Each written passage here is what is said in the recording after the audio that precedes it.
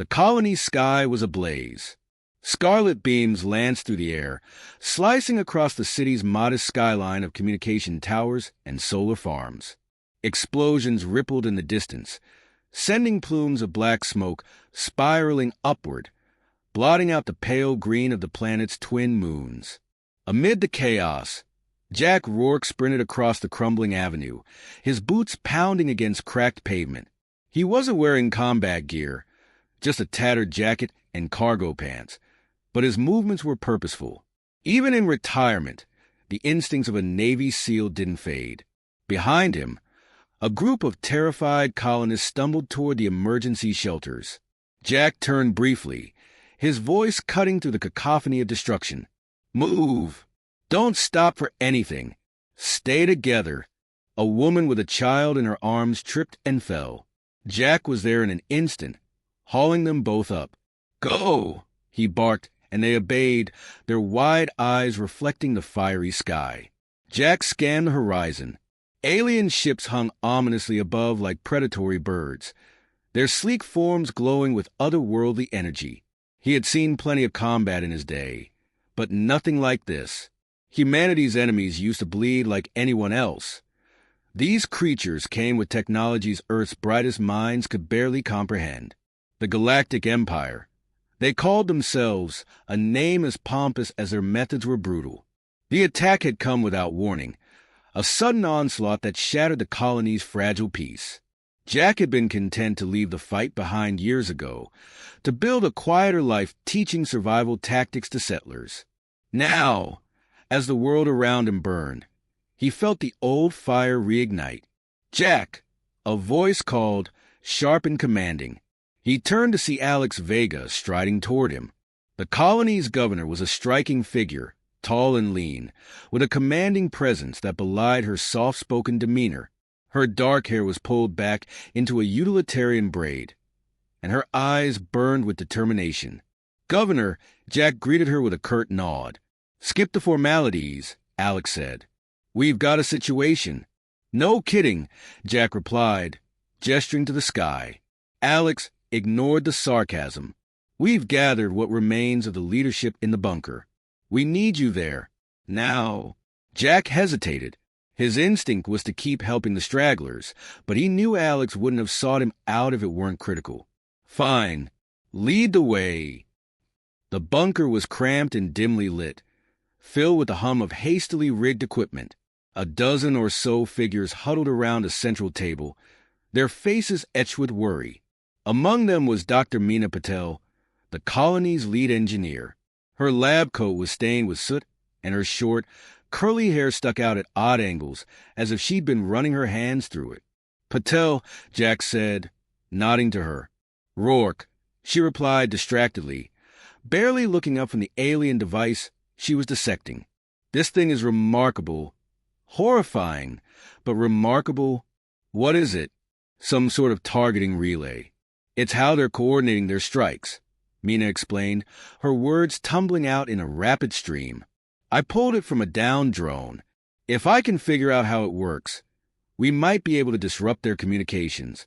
"Great," Jack said. "How long?" Meena gave him a sheepish look. Soonish." Before Jack could reply, Alex stepped forward, her voice cutting through the tension. "Listen up, everyone.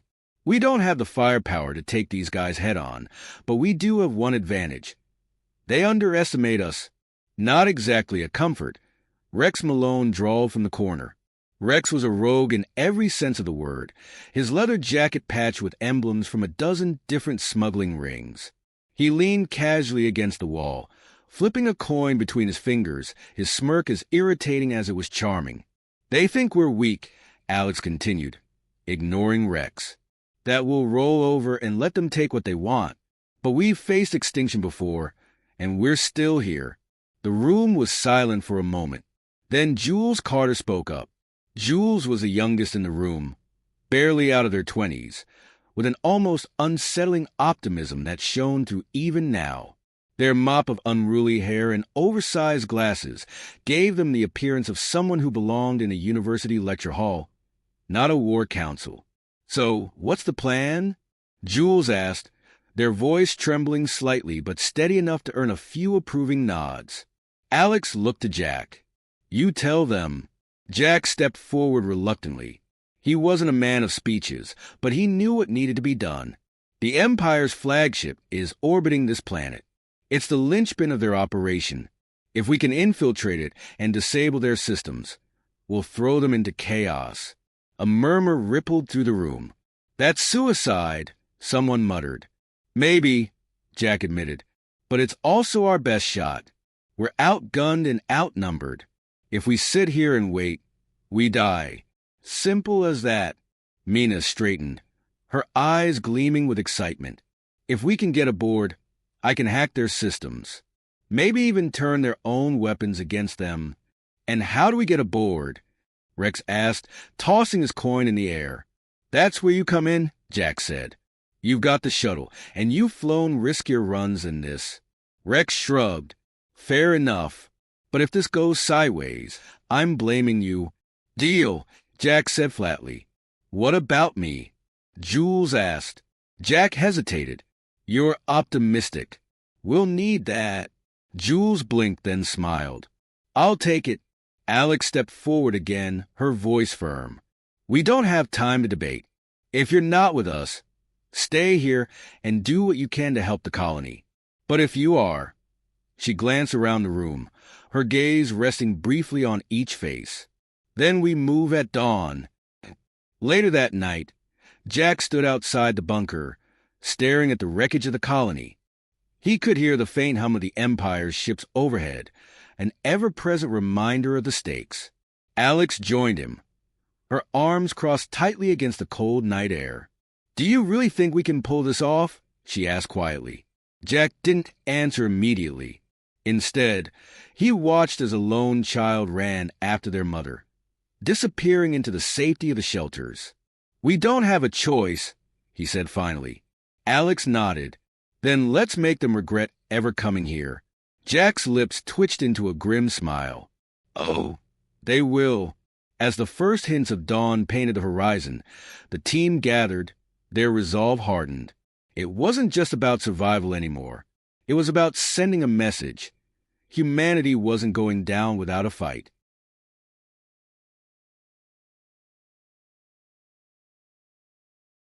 The Black Hawk helicopter cut through the morning sky, its engine humming steadily as Shadow Viper headed toward a covert military base buried deep in the Colorado Rockies.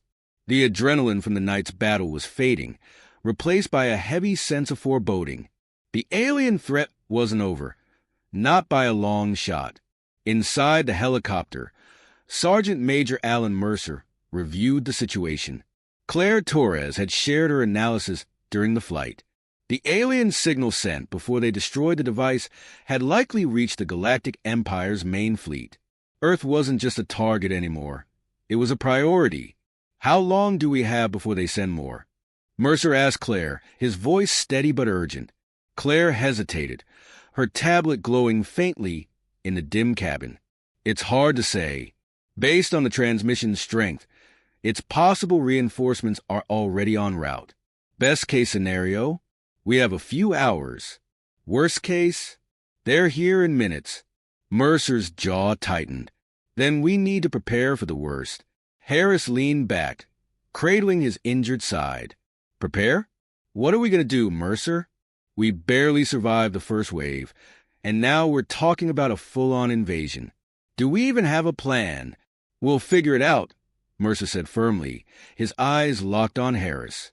"We always do." The helicopter touched down at the base, which was already buzzing with activity. Soldiers and technicians scurried about, loading supplies, testing weapons, and analyzing satellite data. General Catherine Hayes, the commander of Earth's Global Defense Initiative, was waiting for them. "Mercer," she said, her tone brisk but tinged with respect. "Your team's actions bought us valuable time, but we've got a serious problem. Our satellites detected multiple unidentified objects entering Earth's atmosphere. They'll be here within the hour." Mercer nodded, his expression grim. "How many?" "Too many," Hayes replied. "We're estimating at least a dozen landing craft, possibly more. They're targeting major cities, New York, Tokyo, London. Their strategy is clear. Overwhelm us with simultaneous strikes. What's our response plan? Mercer asked. Hayes led them into the command center, where a massive holographic display showed Earth's surface dotted with red markers. We're mobilizing every available asset, aircraft, ground troops, missile defenses, but it won't be enough. These aliens have tech that makes ours look prehistoric. Claire stepped forward, her voice confident despite the dire situation. Their tech might be advanced, but it's not invincible. We've already proven that. Hayes raised an eyebrow. What are you suggesting? If we can disrupt their communications network, we can sow chaos among their forces, Claire explained. Their troops rely on centralized orders. Cut them off, and they'll lose coordination. Hayes frowned. And how do you propose we do that? Claire tapped her tablet, pulling up a schematic of the alien device they had destroyed. That mothership wasn't just a command vessel. It was a hub. When we destroyed it, I managed to decrypt a portion of their communication protocols. If we can hijack their signal, we can broadcast a disruptive pulse to disable their network.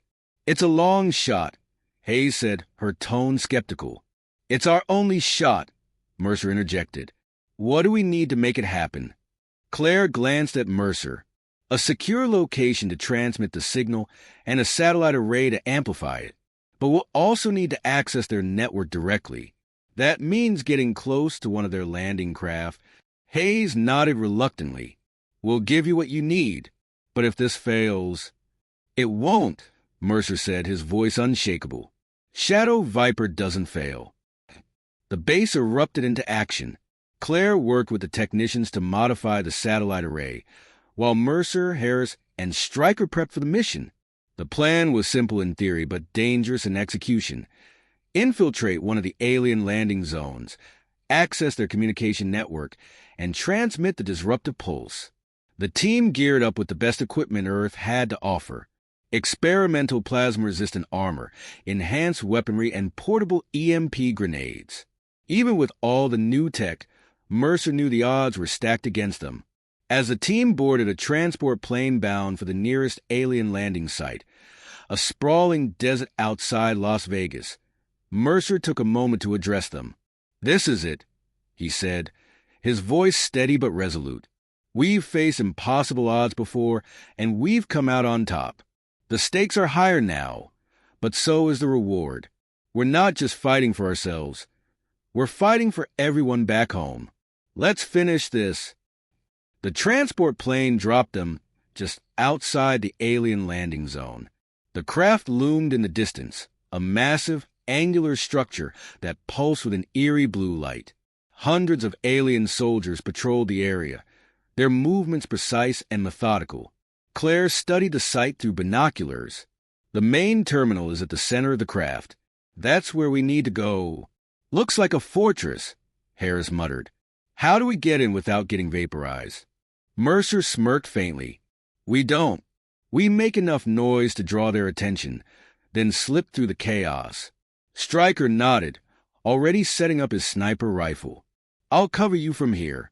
Make it count. The plan unfolded like clockwork. Stryker's first shot took out an alien sentry on the perimeter, drawing the attention of several nearby troops. As they rushed toward his position, Mercer, Harris, and Claire advanced toward the craft. The battle was brutal. Plasma bolts lit up the night as Shadow Viper fought their way to the terminal. Harris's shotgun roared as he took down an alien soldier at close range, while Mercer used his rifle and combat knife to dispatch enemies with ruthless efficiency. Claire stayed close, using her EMP grenades to disable drones and turrets. They reached the terminal, a towering structure guarded by a pair of massive alien soldiers. Mercer and Harris worked together to take them down, using a combination of firepower and tactics to exploit their weaknesses. Inside, the air was thick with an otherworldly hum. Claire quickly located the main console and plugged in her tablet, her fingers moving faster than ever. "Keep them off me," she said, her voice tight with focus. Mercer and Harris held the line as more aliens swarmed the terminal. The fight was relentless, but the team's determination never wavered. "Almost there," Claire muttered, her eyes glued to the screen. The console emitted a sharp beep, followed by a low hum that resonated throughout the craft. Claire stepped back, a look of triumph on her face. "It's done. The pulse is transmitting." "Time to go," Mercer shouted, pulling Claire away from the console. The team fought their way out of the craft as it began to implode, the alien technology collapsing under the strain of the disruptive pulse. They sprinted across the desert, the ground shaking beneath their feet as explosions lit up the night. Stryker was waiting for them at the extraction point, his rifle slung over his shoulder. "You sure know how to make an entrance and an exit." The team boarded the waiting transport plane, their bodies battered, but their spirits unbroken. As the craft lifted off, they watched the alien landing zone erupt in a massive fireball, the pulse having done its job. Back at the base, General Hayes greeted them with a rare smile. "You did it. The pulse worked. Their forces are in disarray, and our troops are pushing them back." The stolen alien shuttle was a tight fit. The interior hummed with strange, iridescent lights that flickered with no apparent rhythm, casting the team in shades of pale blue and green. Jack sat near the cockpit, arms crossed, his eyes fixed on Rex Malone as he worked the controls with a mix of confidence and recklessness. "Let me guess," Jack said, his tone dry. "You've never flown one of these before." "Not this exact model," Rex replied, flashing a grin over his shoulder. "But it's all the same, more or less. Stick, thrusters, and a whole lot of luck." "That's comforting," Alex muttered from her seat. She was running over maps of the Empire's flagship on a handheld device, her brow furrowed in concentration. "Relax," Rex said, tapping a button that made the shuttle shudder. "Worst case, we crash into the side of their ship and die instantly. Best case, we land inside and only then die horribly."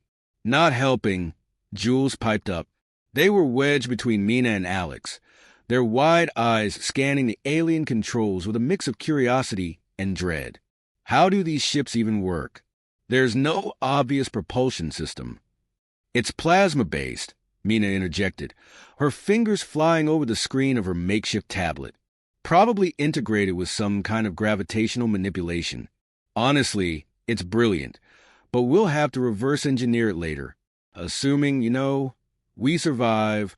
Jack shot her a glance. "Let's focus on the now." The Empire's flagship loomed ahead, an ominous silhouette against the stars. Its design was sleek and predatory, with sharp angles and glowing veins of energy running along its hull. The team fell silent as they approached, the reality of their mission sinking in. "There," Alex said, pointing to a barely visible seam along the ship's underside. "That's the maintenance bay. It's the least guarded entry point. Assuming they haven't spotted us yet," Rex added. "Fly casual," Jules joked nervously. Jack didn't laugh. His eyes were on the monitors, watching for any signs of detection.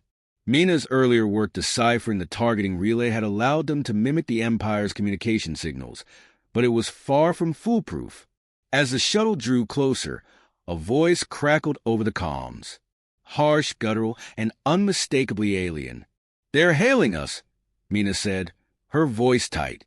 "Can you scramble it?" Alex asked. "Working on it," Mina replied, frantically typing. The alien voice cut off abruptly, replaced by static. "Okay," Mina said with a shaky exhale. "We've got maybe 5 minutes before they figure out something's wrong. Then we'd better move," Jack said.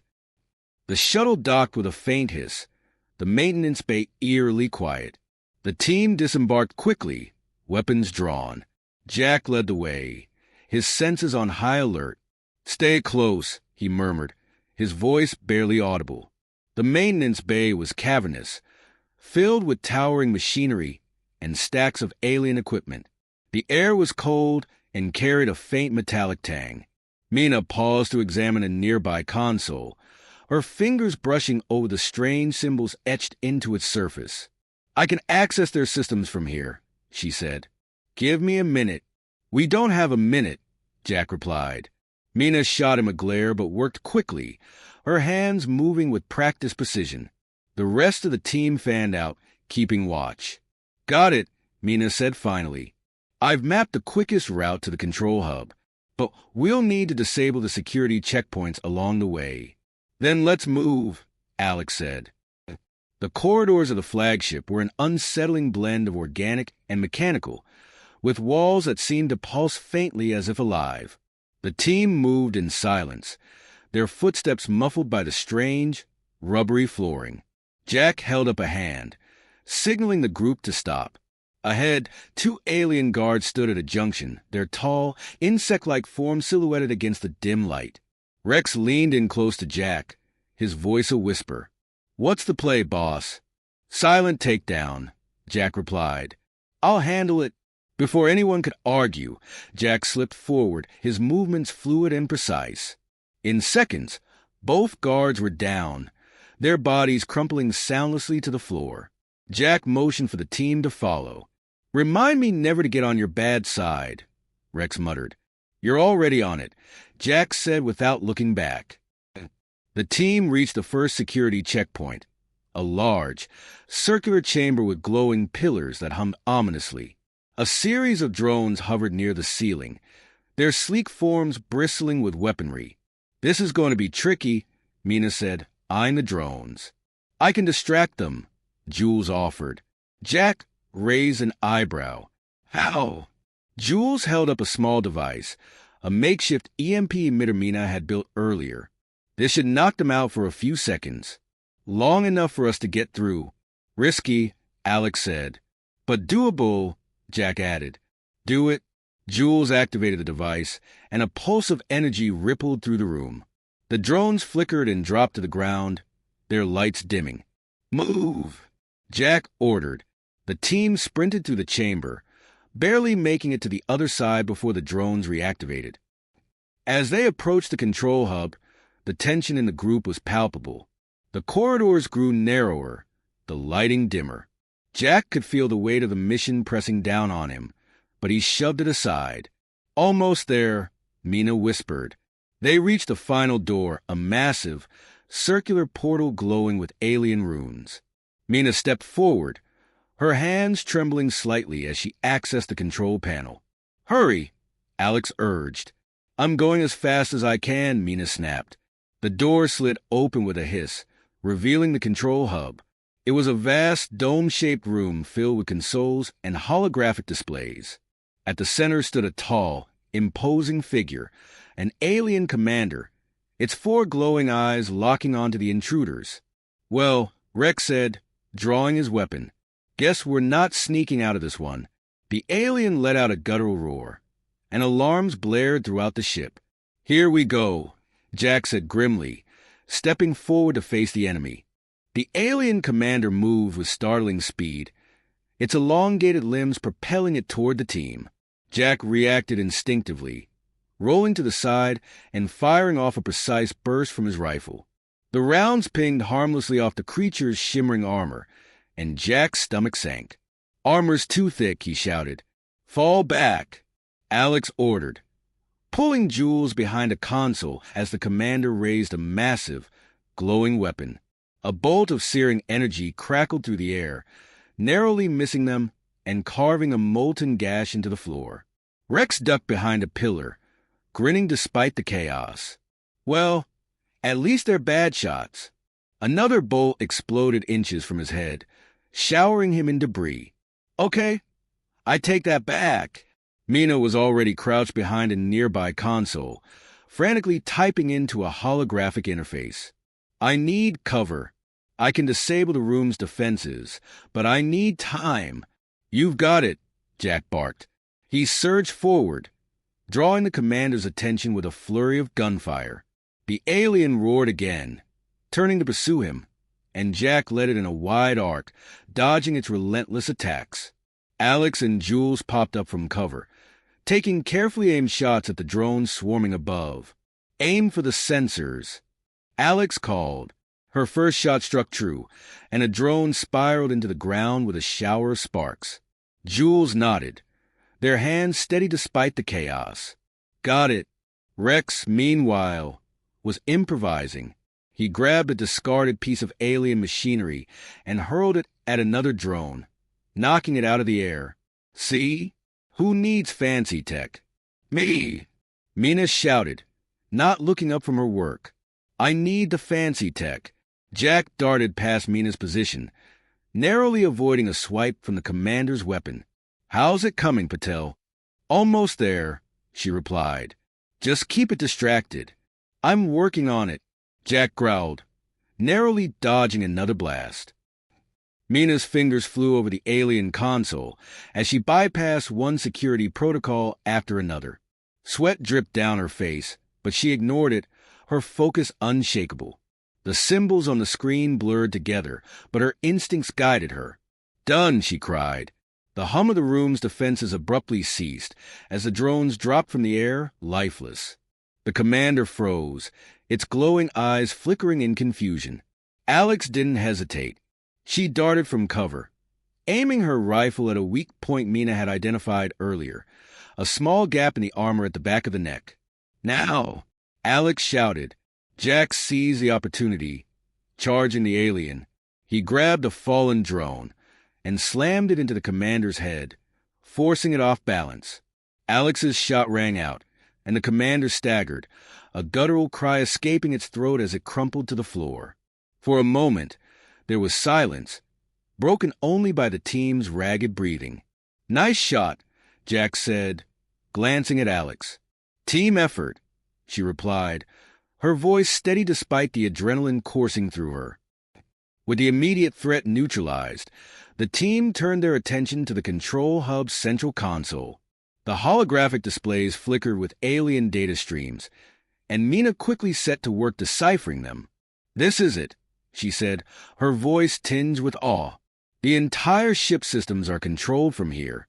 Navigation, weapons, communications, it's all connected. Can you take it down? Alex asked. Mina hesitated. I can disable their weapons and shields, but if I push too far, the whole ship could go critical. We'd have minutes to get out before it blows. That's not a bad idea, Jack said. Alex frowned. Destroying the ship would cripple their operations, but we'd be risking our lives and the colony's future if we don't make it out in time. We're already risking our lives, Jack pointed out. The question is whether we leave them the ability to regroup. The team exchanged tense glances. Finally, Alex nodded. Do it. Mina's hands flew over the controls, her focus razor-sharp. Alarms began to blare as she initiated the override sequence, and the ship shuddered beneath their feet. They know we're here, Mina warned. No kidding, Rex said, gesturing to the reinforcements pouring into the room. Jack stepped forward, raising his rifle. Hold them off. Mina, how long? 2 minutes. You've got one, Jack replied grimly. The ensuing battle was chaotic. Jack held the line with ruthless efficiency, his shots precise and unrelenting. Alex backed him up, directing the team with sharp, decisive commands. Rex darted between enemies, using his agility and wit to outmaneuver them. Jules, despite their inexperience, stood their ground, their determination shining through. They rigged an explosive device from the alien equipment Mina had discarded, tossing it into a cluster of enemies. The resulting explosion bought the team precious seconds. Done, Mina shouted. The ship's reactor is destabilizing. We need to go now. The team sprinted back through the corridors, the ship shaking violently as explosions erupted around them. The once quiet halls were now filled with the deafening roar of destruction. Rex, get the shuttle ready. Alex shouted. Already on it. Rex called back, bolting ahead. The team reached the maintenance bay, just as the ship's reactor went critical. They piled into the shuttle, and Rex slammed the controls. Hold on, he yelled as the shuttle shot out of the bay, weaving through the debris. Behind them, the flagship erupted in a blinding explosion, fragments scattering into the void. For a moment, silence fell as the team stared out the viewport at the wreckage. Then Rex let out a whoop of triumph. Now that's how you make an exit. Jack leaned back in his seat, exhaustion catching up with him. We're not done yet. The Empire's not going to take this line down. No, Alex agreed, her expression resolute. But now they know what we're capable of. The shuttle touched down on the scorched surface of the colony just as the sun began to rise. Fire still smoldered in the distance, and the air was thick with the acrid stench of destruction. Yet there was an unmistakable hum of hope among the survivors, who emerged cautiously from the shelters. Jack stepped off the shuttle first, scanning the horizon for threats. When none materialized, he turned to the team. Let's not celebrate just yet. The Empire's going to respond, and it won't be subtle. They'll send reinforcements, Alex agreed, crossing her arms. Bigger ships. More troops. We need to be ready. Jules adjusted their glasses, their face a mix of determination and apprehension. But we bought ourselves time, right? Enough to figure out a plan. Mina stepped forward, holding the alien device she'd salvaged from the flagship. More than that, I downloaded everything I could before the reactor blew. Their tech, their strategies, it's all in here. We can use it to even the playing field. Jack raised an eyebrow. You're saying we can fight them on their level? Not exactly, Mina admitted, but we don't have to. Humanity's strength has never been about brute force. It's about adaptability, creativity, turning what we have into something they can't predict. The colony survivors gathered in the central square, their faces a mix of exhaustion and hope. Alex stood before them, her voice steady as she addressed the crowd. The Galactic Empire thought they could crush us, she began, that they could take what they wanted and leave us broken. But we've shown them that humanity doesn't break. We fight. A ripple of applause spread through the crowd. Thanks to the team that risked everything, we've taken out their flagship and bought ourselves precious time, Alex continued. She gestured to Jack, Mina, Rex, and Jules, who stood off to the side. But this isn't just about survival anymore. It's about sending a message that humanity won't be conquered. Jack stepped forward reluctantly, his usual stoic demeanor giving way to a faint smirk. I'm not much for speeches, he said. But if we're going to win this, it won't be because of fancy tech or overwhelming firepower. It'll be because we outthink them, outmaneuver them, and hit them where it hurts. Jules raised a hand, earning a few chuckles from the crowd.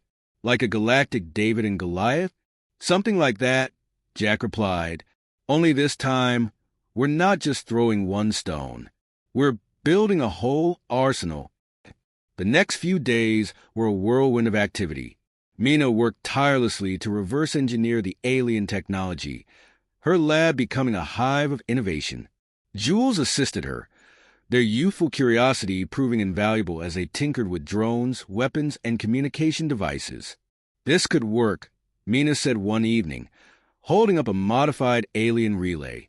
If we can hijack their network, we could intercept their communications and even send false signals. Give them a taste of their own medicine, Jules added with a grin. Meanwhile, Jack and Rex focused on training the colonists. Makeshift firing ranges sprang up around the settlement, and Jack's no-nonsense drills turned frightened civilians into a passable militia. Rex, for his part, taught them less conventional tactics. Rule number 1, Rex said during a session on improvised traps. There's no such thing as fighting dirty when the other guy is trying to vaporize you. Alex oversaw it all, her leadership steady and unflinching. She coordinated supply runs, organized defensive positions, and ensured everyone had a role to play. Slowly but surely, the colony transformed from a vulnerable settlement into a formidable bastion. 2 weeks later, the Empire's reinforcements arrived, a fleet of ships bristling with weapons, their arrival heralded by a low, ominous rumble in the sky. The colony's defenses had been prepared, but the sight of the alien fleet still sent a wave of unease through the settlers. In the command center, Alex, Jack, and the rest of the team watched the incoming ships on a holographic display. This is it, Alex said, her voice calm but firm. We stick to the plan. Mina, are you ready? Mina nodded, her hands poised over the console. As I'll ever be. Jules, Alex asked. Jules gave a thumbs up, though their hands trembled slightly. Let's do this. Jack's gaze swept over the team. Remember, this isn't just about surviving. It's about making sure they never come back. The battle began with a volley of plasma fire from the Empire's ships, but the colonists were ready. The defensive turrets Mina had rigged from salvaged alien tech sprang to life, intercepting the enemy fire with shocking precision. On the ground, Rex led a team of fighters in guerrilla-style attacks, using the terrain and their homemade traps to ambush the Empire's ground troops. Bet you didn't see that coming, he yelled as an alien walker collapsed into a pit of explosives.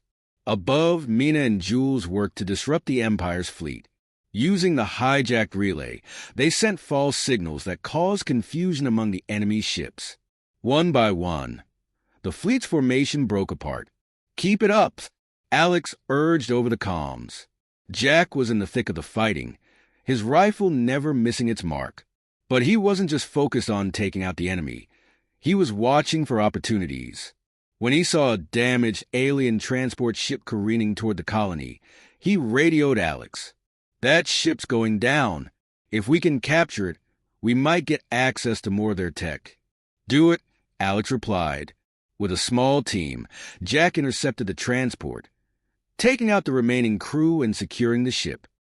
Hours later, as the last of the Empire's ships retreated, the colonists erupted into cheers. The costs had been high. There were injuries and the settlement bore fresh scars, but they had won. In the aftermath, Alex stood before the weary but triumphant crowd. This isn't the end, she said. The Empire will come back, but so will we. Stronger, smarter, and more united than ever. Jack, standing at her side, nodded. They thought they could break us. All they did was make us dangerous. As the crowd cheered, Mina leaned over to Jules. Think they'll ever learn not to mess with humans? Jules grinned. If they don't, we'll keep teaching them. The colony wasn't just a settlement anymore.